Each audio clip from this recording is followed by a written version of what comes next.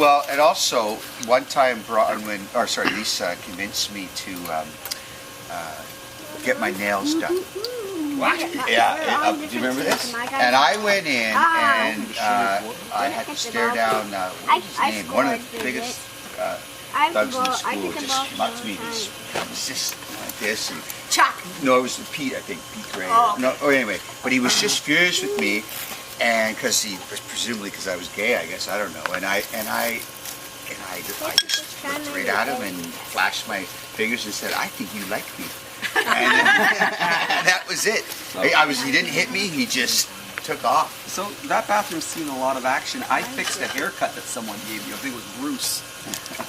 And we come over and you had it, and Marlena goes, "Chris, you can help him." I go, "I don't cut hair, but I can do better than I am." I only cut your hair once. And you took his eyebrows off. Yeah. That was all of it. Oh, that was someone else who cut his hair. Just one eyebrow. Folly of youth, they call it? Yeah. Somewhere on the porch. No, Does anyone else want to say anything? No, I've had to put up with this dude for 50 years. My God. These are a present. And I can't believe I still have brown hair after all. I don't think it's this dude, I think it's the dude. I love Daddy. My favorite story my mom tells about me is how I was born in London, Ontario, because she took an airline flight when she was, 8.5 months pregnant. I could have been born in London, England, and have an EU card. Right. You've been born in an airplane. But I also spent my first week, I guess, out of the hospital in a drawer in a Holiday Inn. Is that right? You were on the way home, yes.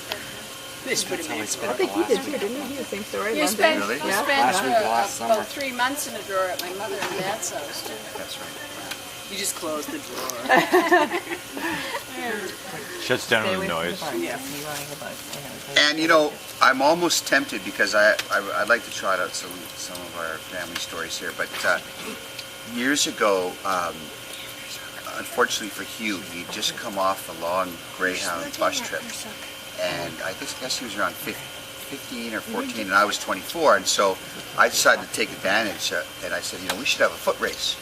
And he didn't have really time to get ready or anything, and he'd just gotten off this bus, and so I was able to beat him by a couple centimeters, so I was feeling pretty good about myself. So the next year, I guess Huey had been doing a lot of soccer and working out, and I came home and I was full of myself again, and I challenged him, and I was laughing at him because he got down and he was doing calisthenics and stretching, and I just thought, okay, this poor kid, right?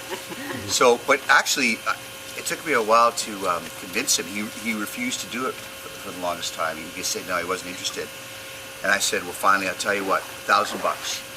If I win, you don't have to pay me a dime, but if you win, I give you $1,000 bucks.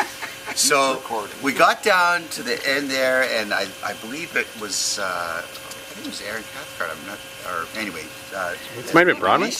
Lisa. Were you there? Anyway, they started the race, and I had an old red pair of shoes on. And I slipped and fell, and Huey was gracious enough to stop and allow the race to start again. So we started again, and after about half a second and 10 feet, I knew I was done. I mean, this kid was like a lightning bolt. And you know what? To my credit, I decided to finish the race, and I ran it out as best I could. And I was fully prepared to pay Huey the $1,000, but he... Well, whatever, I got it. But Huey said to me, do you remember back like maybe 10 years earlier where I had stood at the end of the Morrow's driveway, I believe it was, and he had $1,000 in the bank, and I said, listen, Hugh, if I get the ball in from here, will you give me your money in your bank account? And he said yes, and I threw the ball, and this little guy was watching it, and it went in. And so he said, no, you never made me pay that time, I'm not going to pay you. Yeah.